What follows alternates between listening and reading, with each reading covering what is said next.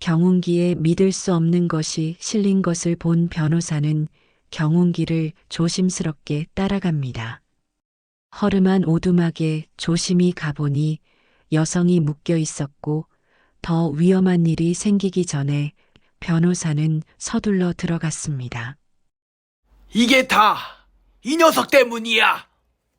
할아버지 진정하세요. 과연 이들에겐 무슨 일이 일어난 걸까요? 사연 곧 시작합니다. 시작 전에 제게 힘을 줄 수 있는 무료 버튼 구독과 좋아요 부탁드려요. 이 사연을 어느 지역에서 듣고 계신가요? 지역 이름이나 장소를 댓글로 남겨주시면 저 또한 즐거운 마음으로 인사드릴게요.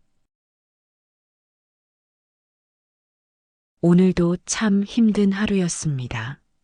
시골 마을까지 3시간을 달려가서 이혼 상담을 해드렸는데 결국 당사자들이 합의를 보지 못해서 빈손으로 돌아오는 길이었어요. 변호사 일을 한 지 10년이 넘었지만 가족이 해체되는 모습을 볼 때마다 마음이 무겁습니다. 해가 서산으로 기울어가는 저녁 6시경, 구불구불한 산길을 천천히 운전하고 있었어요. 라디오에서는 잔잔한 클래식 음악이 흘러나오고 있었고 창밖으로는 가을 단풍이 아름답게 물들어가고 있었죠. 마음의 여유를 찾으려고 속도를 늦춰서 드라이브를 즐기고 있던 참이었습니다. 그런데 앞쪽에서 뭔가 이상한 모습이 보이기 시작했어요. 낡은 경운기 한 대가 꽤 빠른 속도로 달리고 있었는데 그 뒤쪽에 뭔가가 실려 있는 것 같았습니다. 처음엔 농기구나 농산물을 나르는 거겠거니 생각했어요. 하지만 거리가 가까워질수록 제가 본 것은 충격적이었습니다. 경운기 위에 젊은 여성이 누워 있었어요. 그것도 완전히 의식을 잃은 상태로 말이죠. 긴 검은 머리카락이 바람에 흩날리고 있었고 창백한 얼굴이 한눈에도 심상치 않아 보였습니다. 경운기를 몰고 있는 건 70대 정도로 보이는 할아버지였어요. 등이 굽어 있었지만 필사적으로 핸들을 잡고 어디론가 급히 향하고 있었습니다. 할아버지의 표정에서도 긴장감이 역력히 드러나 있었어요. 제 마음속에 알 수 없는 불안감이 스며들기 시작했습니다. 응급 상황인가 싶어서 경적을 울려서 도움이 필요한지 물어보려 했어요. 하지만 할아버지는 제 차를 힐끗 보더니 오히려 속도를 더 높였습니다. 마치 누군가에게 들키고 싶지 않다는 듯이 말이죠. 그 순간 그 여성의 얼굴이 좀 더 선명하게 보였어요. 어디선가 본 것 같은 얼굴이었습니다. 분명히 아는 사람인데 누구였을까요? 머릿속이 복잡해지기 시작했어요. 경운기는 본도로에서 벗어나 좁은 산길로 접어들었습니다. 일반적으로 병원이나 보건소로 가는 길이 아니었어요. 오히려 더 깊은 산속으로 향하는 길이었죠. 이상하다는 생각이 더욱 강해졌습니다. 제 직업적 본능이 작동하기 시작했어요. 10년간 변호사로 일하면서 수많은 사건들을 다뤄봤거든요. 이런 상황이 단순한 응급 상황이 아닐 수도 있다는 생각이 들었습니다. 그 여성이 위험에 처해 있는 건 아닐까요? 하지만 동시에 제가 너무 오버하는 건 아닌가 하는 생각도 들었어요. 그냥 할아버지가 며느리나 손녀를 병원에 데려가는 길일 수도 있으니까요. 하지만 그렇다면 왜 이렇게 외진 산길로 가고 계실까요? 고민 끝에 저는 경운기를 따라가기로 결심했습니다. 만약 정말 위험한 상황이라면 도움을 줄 수 있을 테고 아니라면 그냥 돌아오면 되니까요. 제 차에 시동을 다시 걸고 조심스럽게 경운기 뒤를 따르기 시작했어요. 점점 어두워지는 산길, 앞서가는 경운기의 불빛만이 저를 안내하고 있었습니다. 과연 이 길 끝에서 저는 무엇을 발견하게 될까요? 가슴이 두근두근 뛰기 시작했습니다. 경운기와 적당한 거리를 두고 따라가면서 저는 그 여성의 얼굴을 계속 떠올려 보려고 노력했습니다. 분명히 어디선가 본 얼굴인데 도무지 기억이 나지 않더라고요. 마치 오래된 사진첩을 뒤적이는 것처럼 머릿속이 복잡했어요. 산길이 점점 더 좁아지고 있었습니다. 경운기는 여전히 빠른 속도를 유지하며 앞서가고 있었고 할아버지의 등 뒤로 드러나는 긴장감이 제게도 전해져 왔어요. 뭔가 심상치 않은 일이 벌어지고 있다는 확신이 더욱 강해졌습니다. 그때였습니다. 경운기가 가로등 불빛 아래를 지나가는 순간 그 여성의 옆얼굴이 더욱 선명하게 보였어요. 순간 제 머릿속에 번개처럼 기억이 스쳐 지나갔습니다. 그 특유의 오뚝한 코와 얇은 입술, 그리고 약간 각진 턱선까지 말이죠. 김소희. 그 이름이 제 입에서 저절로 흘러나왔어요. 3년 전 제 인생에서 가장 힘들었던 사건 중 하나였습니다. 31살의 젊은 아버지가 퇴근길에 음주운전 차량에 치여 사망한 사건이었어요. 피해자는 박민수 씨라는 분이었고 남겨진 아내와 6살 된 딸, 그리고 연로한 아버지가 계셨죠. 가해자가 바로 김소희였습니다. 당시 26살이었던 그녀는 술에 취한 상태로 운전하다가 사람을 치고도 그대로 도주했어요. 하지만 결정적인 증거가 부족했고 그녀는 끝까지 혐의를 부인했습니다. 저는 피해자 가족의 변호를 맡았었어요. 박민수 씨의 아버지께서 제 사무실로 오셔서 눈물을 흘리시며 부탁하시던 모습이 지금도 생생합니다. 70이 넘은 연세에 하나뿐인 아들을 잃으신 그 아버지의 절망적인 표정을 어떻게 잊을 수 있겠어요. 재판은 예상보다 더 힘들었습니다. 김소희는 뻔뻔스럽게도 자신은 무죄라고 주장했고 그녀의 변호사는 교묘하게 증거의 허점을 파고들었어요. 목격자도 마땅하지 않았고 CCTV 화질도 선명하지 않았죠. 가장 기억에 남는 건 김소희가 법정에서 보여준 태도였습니다. 한 사람의 목숨을 앗아갔을지도 모른다는 죄책감이라곤 찾아볼 수 없었어요. 오히려 자신이 피해자인 양 행동했죠. 그 모습을 본 피해자, 가족들이 얼마나 분노했는지 모릅니다. 결국 증거 부족으로 무죄 판결이 나왔습니다. 그날 법정에서 박민수 씨 아버지가 무릎을 꿇고 오열하시던 모습을 저는 평생 잊을 수 없을 것 같아요. 손자를 안고 있던 며느리도 그 자리에서 쓰러질 뻔했고요.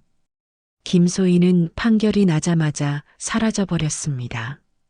승소한 기쁨을 만끽하는 것도 잠시, 아마도 여론의 질타를 피하기 위해서였겠죠.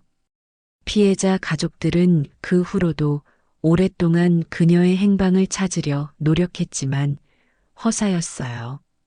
그런데 지금 제 눈앞에 그 김소희가 의식불명 상태로 경운기에 실려 있다니요.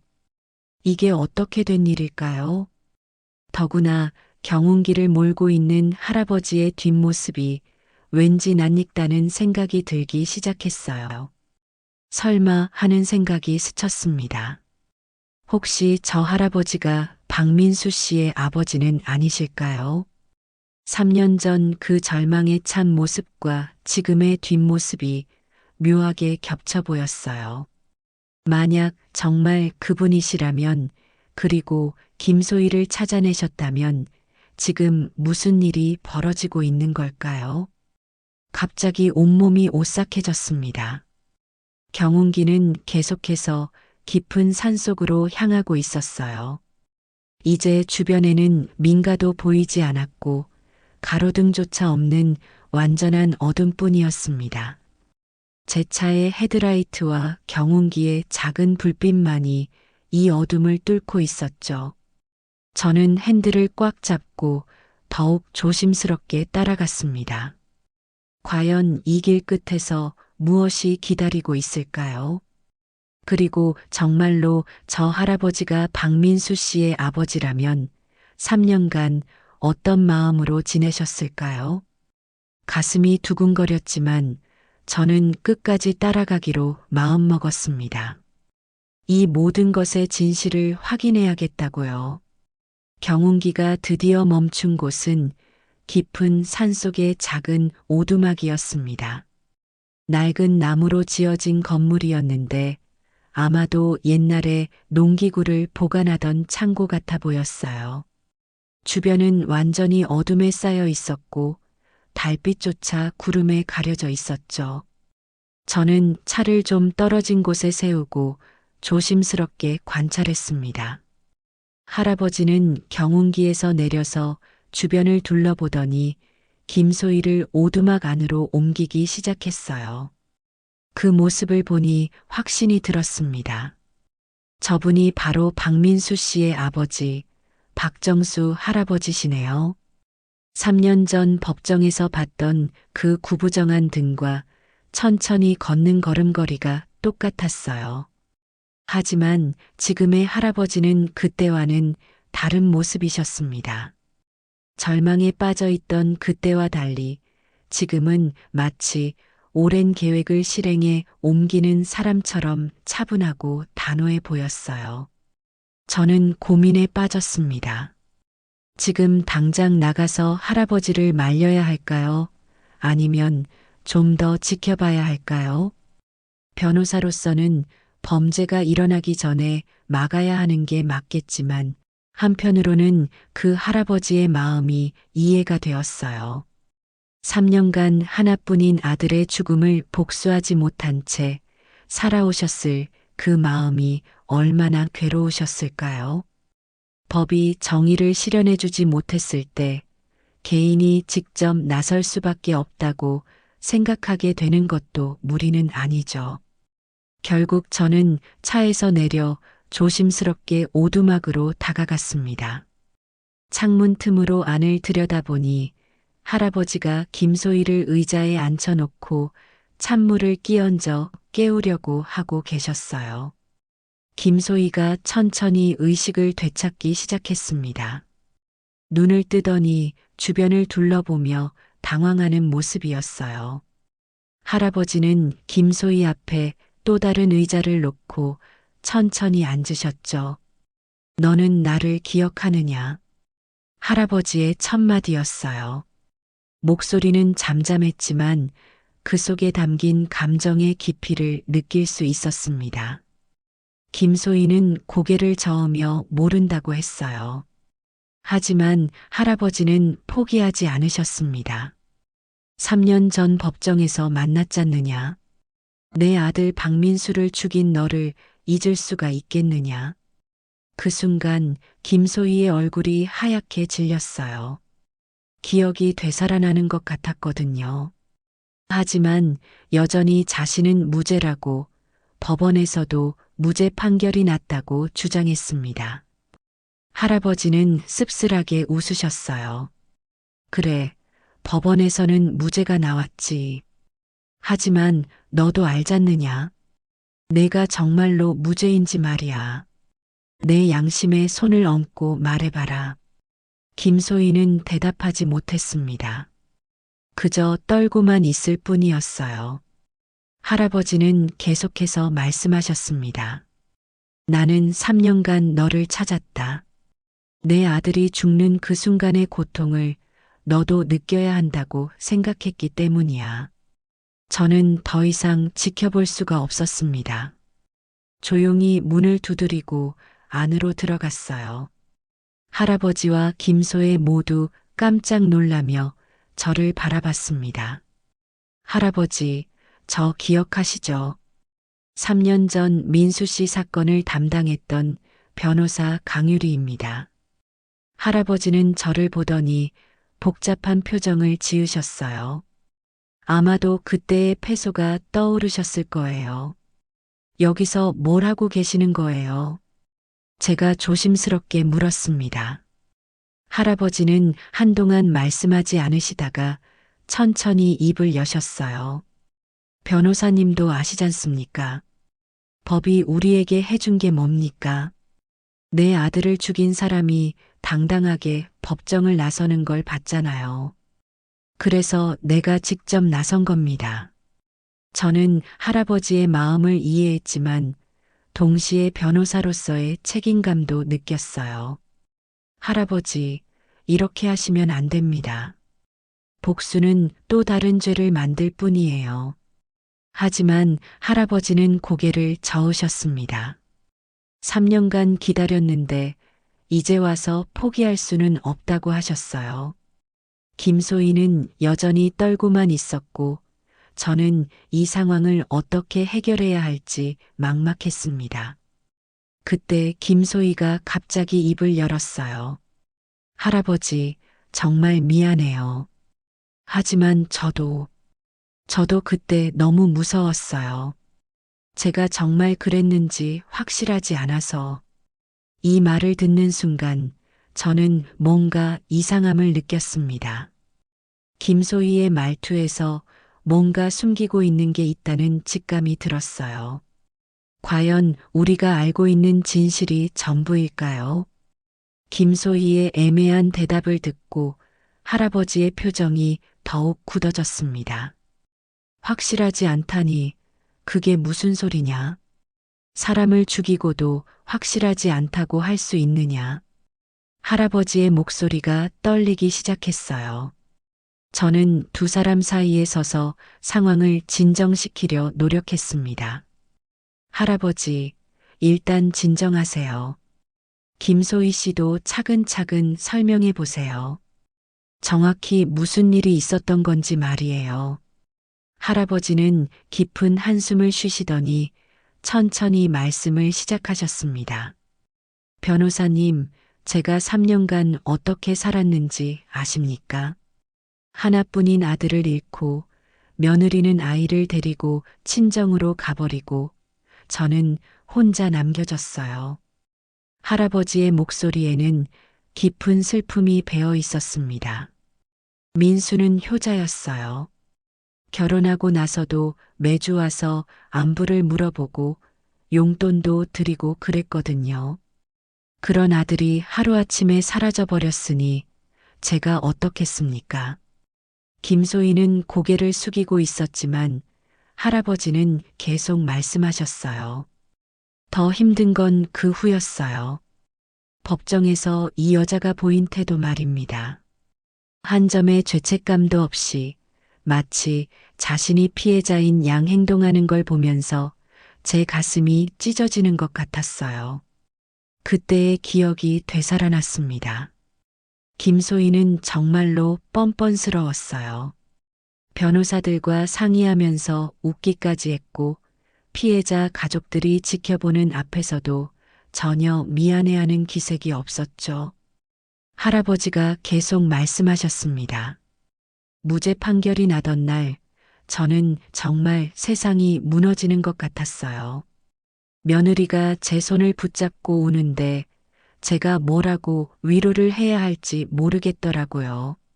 손자 녀석도 아빠가 왜 안 오냐고 자꾸 물어보고 김소희가 작은 소리로 중얼거렸습니다. 죄송해요. 정말 죄송해요. 하지만 할아버지는 그 말을 듣고 더욱 화를 내셨어요. 지금 와서 죄송하다고 하면 뭐가 달라지는 거냐? 3년 전에 진실을 말했어야지. 법정에서 거짓말을 한 게 아니라면 왜 그렇게 도망을 다녔겠느냐? 저는 할아버지의 분노가 이해되었습니다. 실제로 김소희는 무죄 판결 후 바로 사라져버렸어요. 아마도 여론의 질타를 피하기 위해서였겠지만 피해자 가족 입장에서는 더욱 의심스럽게 보일 수밖에 없었죠. 할아버지께서 어떻게 김소희를 찾으셨어요? 제가 조심스럽게 물어봤습니다. 할아버지는 씁쓸한 표정으로 대답하셨어요. 3년간 사설 탐정도 고용해보고 직접 발품도 팔아가며 찾아다녔습니다. 제가 가진 돈을 거의 다 써가면서 말이에요. 그러다가 한 달 전에 이 근처 펜션에서 일하고 있다는 소식을 들었어요. 그래서 매일 지켜봤다는 거군요. 저는 할아버지의 집념에 놀랐습니다. 70이 넘은 나이에 3년간 그런 일을 해오셨다니. 김소희가 고개를 들고 할아버지를 바라봤습니다. 할아버지, 저는 정말로 그날 일이 확실하지 않아요. 술을 너무 많이 마셔서 기억이 제대로 나지 않거든요. 이 말을 듣고 할아버지가 벌떡 일어나셨습니다. 그럼 내가 했을 수도 있다는 얘기 아니냐? 3년간 무죄라고 우겨놓고 지금 와서 그런 소리를 하느냐? 아니에요. 그게 아니라. 김소희가 당황하며 말을 더듬었습니다. 저는 그날 밤에, 그때 김소희의 눈에서 눈물이 흘러내리기 시작했어요. 뭔가 말하고 싶은데 말할 수 없는 그런 복잡한 감정이 보였습니다. 저는 직감적으로 느꼈습니다. 이 사건에는 우리가 모르는 다른 진실이 있다는 것을 말이에요. 김소희가 숨기고 있는 것이 무엇일까요? 그리고 그것이 이 사건의 진실과 어떤 관련이 있을까요? 할아버지께서는 여전히 분노에 차 있으셨지만 김소희의 눈물을 보시더니 잠시 멈칫하셨어요. 3년간 품어온 복수심과 갑자기 드러나는 의외의 상황 사이에서 혼란스러워 하시는 것 같았습니다. 김소희 씨, 그날 밤에 정확히 무슨 일이 있었던 거예요? 저는 부드럽게 물어봤습니다. 이제 진실을 말해도 될 때가 온 것 같지 않나요? 김소희는 한동안 망설이더니 마치 큰 결심을 한 듯 입을 열기 시작했습니다. 과연 그녀가 털어놓을 이야기는 무엇일까요? 김소희가 떨리는 목소리로 말하기 시작했습니다. 그날 밤, 저는 정말 술을 많이 마셨어요.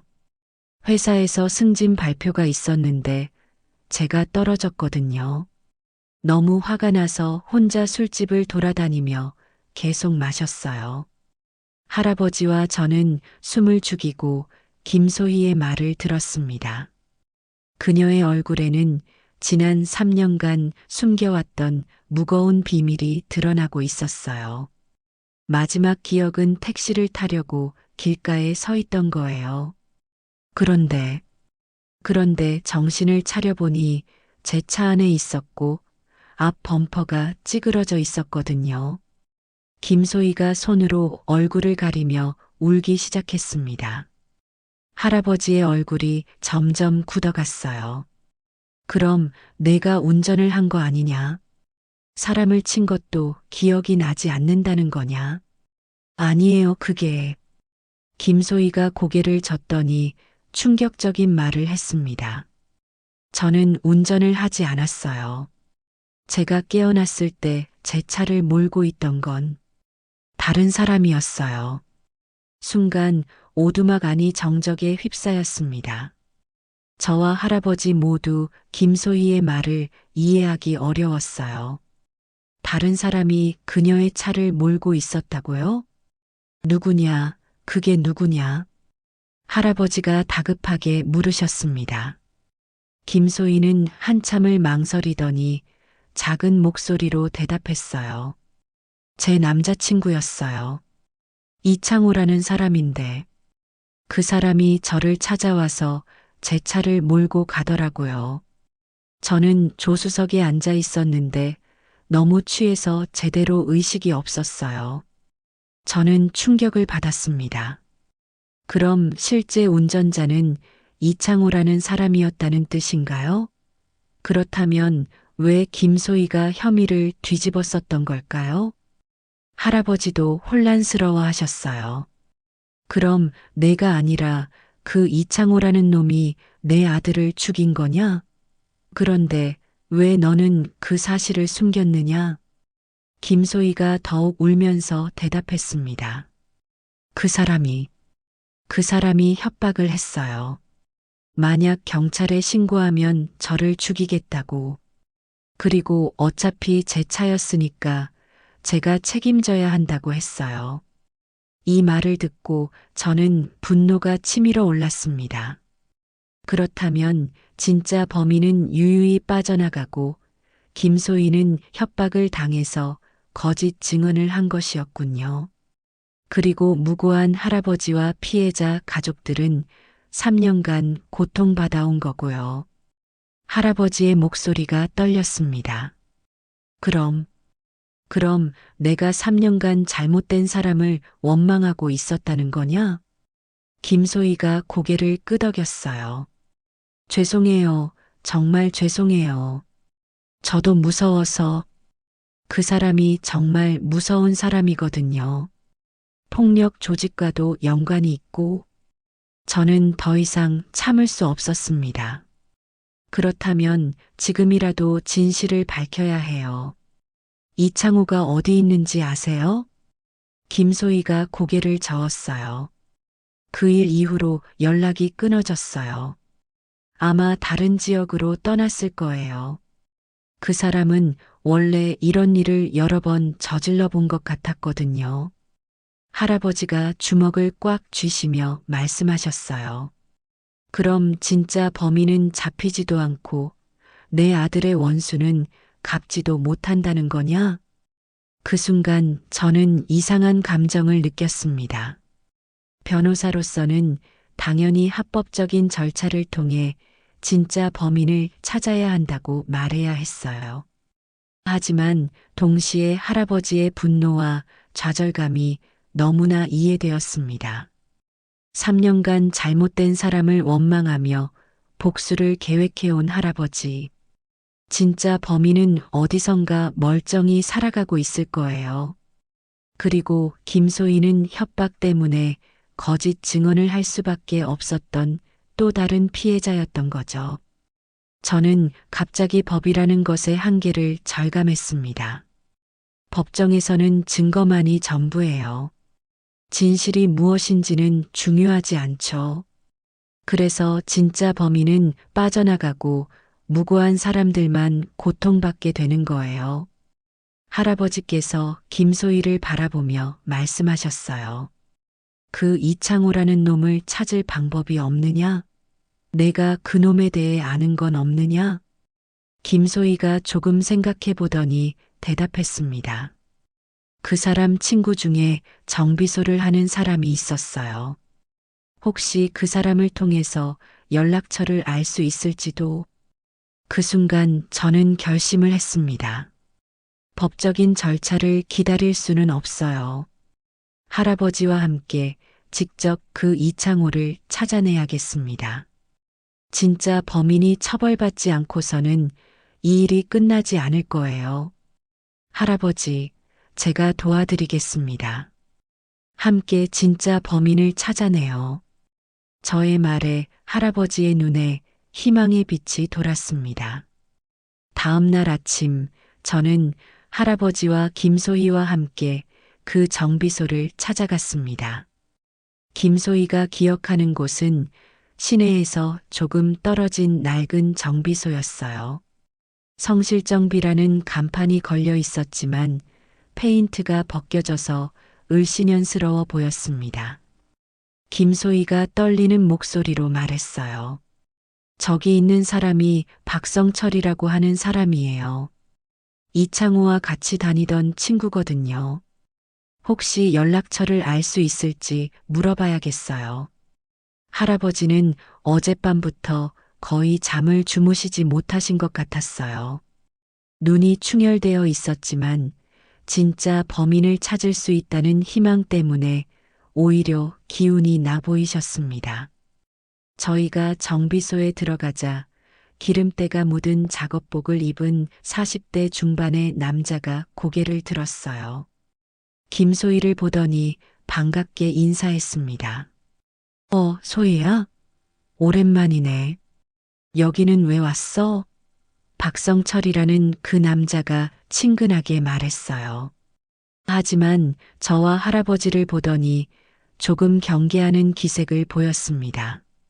김소희가 조심스럽게 말문을 열었어요. 성철 오빠, 혹시 창호 연락처 알고 계세요? 좀 급한 일이 있어서 찾고 있거든요. 박성철의 표정이 순간 굳어졌습니다. 창호? 그놈 왜 찾는데? 무슨 일인데? 저는 그의 반응에서 뭔가 이상함을 느꼈어요. 단순히 친구의 연락처를 묻는 것 치고는 너무 경계하는 것 같았거든요. 할아버지가 참지 못하시고 앞으로 나서셨어요. 이창호라는 놈이 3년 전에 뺑소니를 저질렀소. 내 아들을 죽인 놈이요. 그 놈을 찾아야 하니까 연락처를 가르쳐 주시오. 박성철이 당황하며 손을 저었어요. 아니에요. 저는 그런 일 모르고. 창호도 요즘 연락이 안 되는데요. 하지만 저는 변호사로서 오랫동안 사람들의 거짓말을 구별하는 법을 배워왔어요. 박성철의 말투와 표정에서 거짓말을 하고 있다는 확신이 들었습니다. 박성철 씨, 솔직히 말씀해 주세요. 이창호가 어디 있는지 아시죠? 저는 단호하게 말했어요. 박성철이 시선을 피하며 대답했습니다. 정말 몰라요. 그놈은 3년 전부터 연락이 끊어졌어요. 아마 다른 지역으로 떠났을 거예요. 그때 김소희가 갑자기 말했어요. 성철 오빠, 제발 도와주세요. 저도 그 사람 때문에 3년간 고생했어요. 협박을 받아서 거짓말을 해야 했거든요. 이 말을 듣고 박성철의 표정이 조금 흔들렸어요. 협박? 창호가 너를 협박했다고? 김소희가 눈물을 흘리며 그날 밤의 일을 자세히 설명했습니다. 박성철은 말없이 듣고 있었지만 점점 안색이 어두워지는 게 보였어요. 할아버지가 박성철 앞에 무릎을 꿇으셨습니다. 제발 부탁이요. 내 하나뿐인 아들이 억울하게 죽었소. 진짜 범인을 찾지 못하면 이 늙은이는 죽어도 눈을 감을 수 없소. 박성철이 할아버지를 일으키며 한숨을 깊게 쉬었어요. 할아버지, 일어나세요. 사실은 제가 이창호가 어디 있는지 알고 있어요. 드디어 실마리가 풀리기 시작했습니다. 박성철이 주변을 둘러보더니 작은 소리로 말했어요. 하지만 그놈은 정말 위험한 사람이에요. 폭력 조직과 연결되어 있고 이런 일을 한 번만 저지른 게 아니거든요. 여러 번 사고를 내고 다른 사람 명의로 덮어 씌우는 일을 해왔어요. 저는 소름이 돋았습니다. 그럼 김소희 외에도 다른 피해자들이 있다는 뜻인가요? 박성철이 고개를 끄덕였어요. 저도 그놈 때문에 한 번 곤란을 당한 적이 있어서 그래서 연락을 끊으려고 했는데 완전히 끊을 수는 없었어요. 가끔 돈을 빌려달라고 연락이 와서요. 할아버지가 다급하게 물으셨어요. 그럼 지금 어디 있소? 연락할 수 있소? 박성철이 망설이더니 휴대폰을 꺼냈어요. 최근에 연락이 왔었는데 부산 쪽에 있는 것 같아요. 하지만 정말 조심하셔야 해요. 그놈은 위험해요. 저는 마음을 굳혔습니다. 위험해도 상관없어요. 진짜 범인을 찾아내야 해요. 할아버지도 같은 마음이신 것 같았어요. 박성철이 이창호에게 전화를 걸기 시작했습니다. 과연 3년간 숨어있던 진짜 범인과 마주하게 될까요? 그리고 그를 상대로 어떻게 진실을 밝혀낼 수 있을까요? 전화벨 소리가 울리는 가운데 저희 모두의 심장이 빠르게 뛰고 있었습니다. 전화벨이 3번 울리고 나서 드디어 연결되었습니다. 박성철이 최대한 자연스럽게 말을 걸어봤어요. 창호야, 나 성철이야. 요즘 어떻게 지내냐? 한참 연락 없더니 그래. 전화 너머로 들리는 이창호의 목소리는 거칠고 불안정해 보였어요. 성철이 형? 갑자기 왜? 무슨 일이야? 아니다. 그냥 안부나 물어보려고. 지금 어디 있냐? 박성철이 조심스럽게 위치를 파악하려 했습니다. 부산에 있어. 그런데 형, 나 요즘 좀 힘들어. 돈 좀 빌려줄 수 있어? 역시나 돈 이야기가 나왔네요. 박성철이 저희를 힐끗 보더니 말했어요. 직접 만나서 얘기하자. 내가 부산으로 갈게. 어디서 만날까? 이창호가 잠시 망설이더니 부산역 근처 찜질방 이름을 알려줬어요. 내일 저녁에 만나자고 했습니다. 전화를 끊고 나서 박성철이 우리를 바라봤어요. 내일 부산으로 가셔야 해요. 하지만 정말 조심하세요. 그놈은 예측할 수 없는 사람이거든요. 다음 날 저희는 부산행 KTX에 몸을 맡겼습니다. 할아버지는 내내 창밖을 바라보며 아무 말씀하지 않으셨어요. 3년간 품어온 복수심과 이제 곧 만나게 될 진짜 범인에 대한 복잡한 감정이 교차하고 있는 것 같았습니다. 김소희는 더욱 불안해했어요. 정말 무서워요. 그 사람을 다시 만나야 한다고 생각하니까 온몸이 떨려요.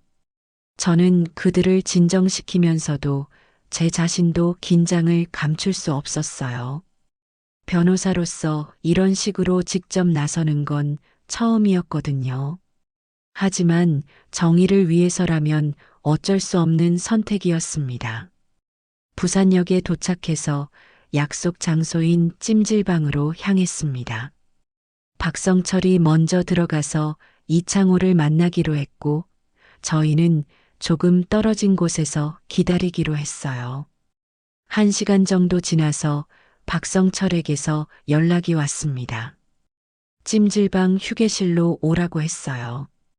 이창호가 돈 때문에 급해서 빨리 만나자고 한다는 거였어요. 찜질방 휴게실에 들어가니 구석 테이블에 한 남자가 앉아 있었습니다. 30대 중반쯤 되어 보이는데 얼굴에는 상처 자국들이 있었고 눈빛이 험상궂었어요. 바로 이창호였습니다. 박성철이 우리를 소개했어요. 이분들이 창호한테 할 말이 있다고 해서 데려왔어. 이창호가 우리를 째려보더니 불쾌한 표정을 지었어요.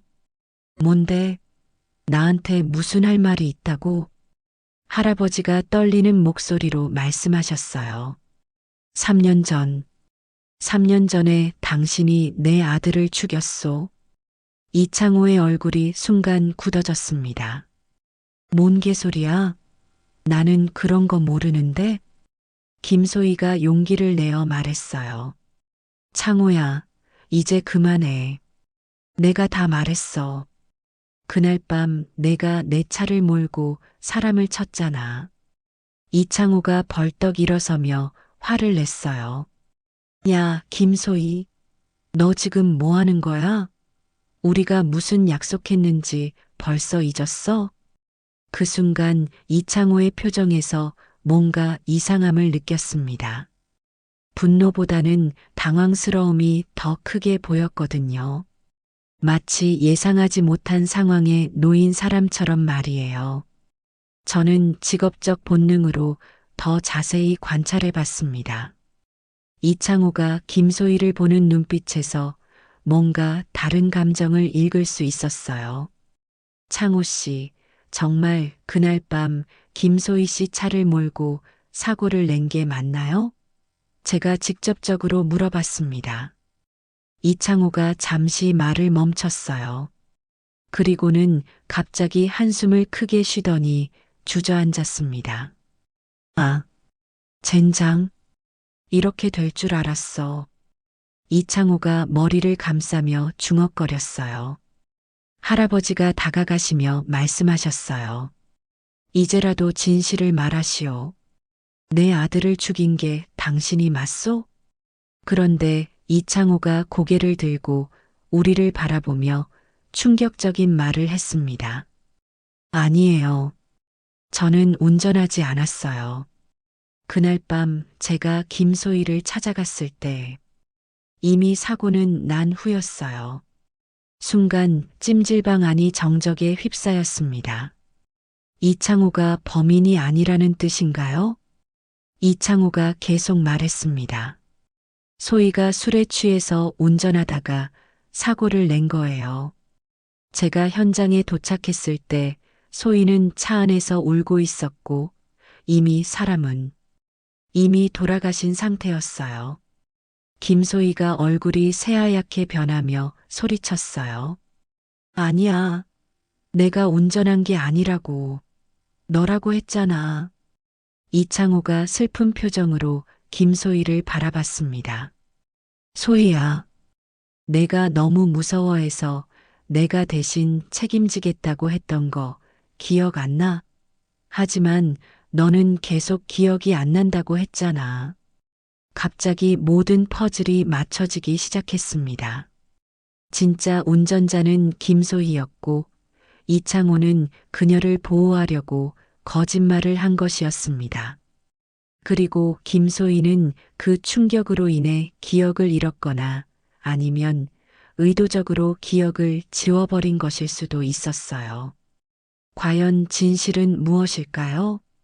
그리고 이 복잡하게 얽힌 상황을 어떻게 해결해야 할까요? 김소희가 바닥에 주저앉으며 울기 시작했습니다. 아니야. 아니야.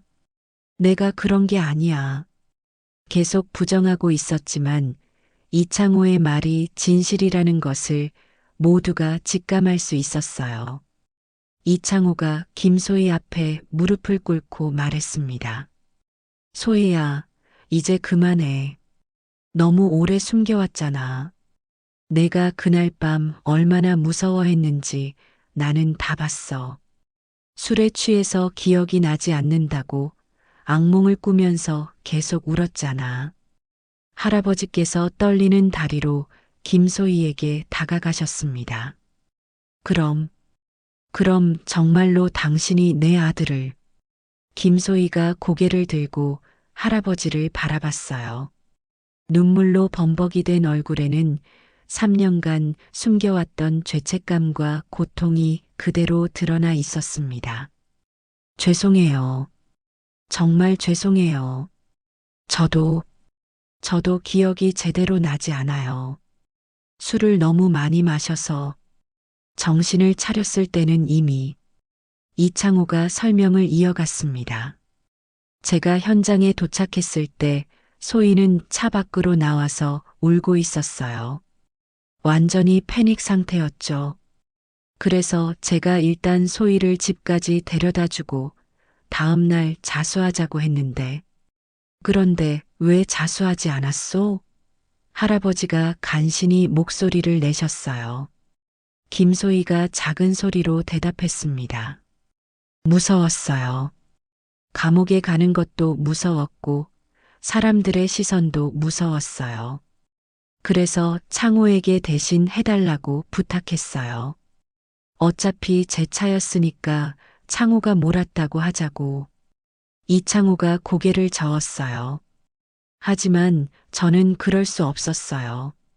그래서 소희에게 정직하게 말하자고 계속 설득했죠. 그런데 소희가 너무 무서워해서 결국 법정에서 김소혜 본인이 운전했다고 증언할 수밖에 없었다는 거군요. 하지만 증거가 부족해서 무죄가 나온 거고요. 저는 이 복잡한 상황을 정리해 보려고 노력했습니다. 결국 김소희가 실제 가해자였지만 술에 취해 정확한 기억이 없었고 이창호는 그녀를 사랑해서 보호하려 했던 것이었어요. 그리고 3년간 모든 사람이 진실을 몰랐던 거죠. 할아버지께서 오랫동안 김소희를 바라보고 계셨습니다. 분노보다는 슬픔과 허탈감이 더 크게 보였어요. 그럼 내가 3년간 원망할 사람을 찾지 못해서 헤맸던 거군요. 할아버지의 목소리에는 깊은 피로감이 배어 있었습니다. 김소희가 할아버지 앞에서 무릎을 꿇었어요. 할아버지, 저 정말 죄송해요. 매일매일 후회했어요. 하지만 너무 무서워서 죄송해요. 그 순간 할아버지께서 놀라운 말씀을 하셨어요. 일어나세요. 무릎 꿇지 마세요. 할아버지가 김소희를 일으키시며 말씀하셨습니다. 당신도 그때 아직 어렸고 무서웠을 거예요. 그리고 술에 취해서 제대로 판단할 수 없는 상태였고 고의가 아니었다는 것도 알겠어요. 저는 할아버지의 말씀에 감동받았습니다. 3년간 복수만을 생각해 오셨던 분이 이렇게 관대하실 수 있다니. 하지만 할아버지께서 계속 말씀하셨어요. 그래도 내 아들은 돌아오지 않아요. 손자는 아빠를 그리워하고 며느리는 혼자 아이를 키우고 있어요. 김소희가 다시 울기 시작했어요. 제가 어떻게 하면 될까요? 이제라도 자수할게요. 처벌을 받을게요. 저는 법적 상황을 설명해 드렸습니다. 지금 자수해도 공소시효 문제가 있고 이미 한 번 무죄 판결이 나온 상황에서는 복잡할 수 있어요. 하지만 진정한 해결책이 있다고 생각해요. 저는 세 사람을 바라보며 말했습니다. 김소희 씨, 당신이 정말로 반성하고 있다면 할아버지와 피해자 가족들에게 진심으로 사죄하세요.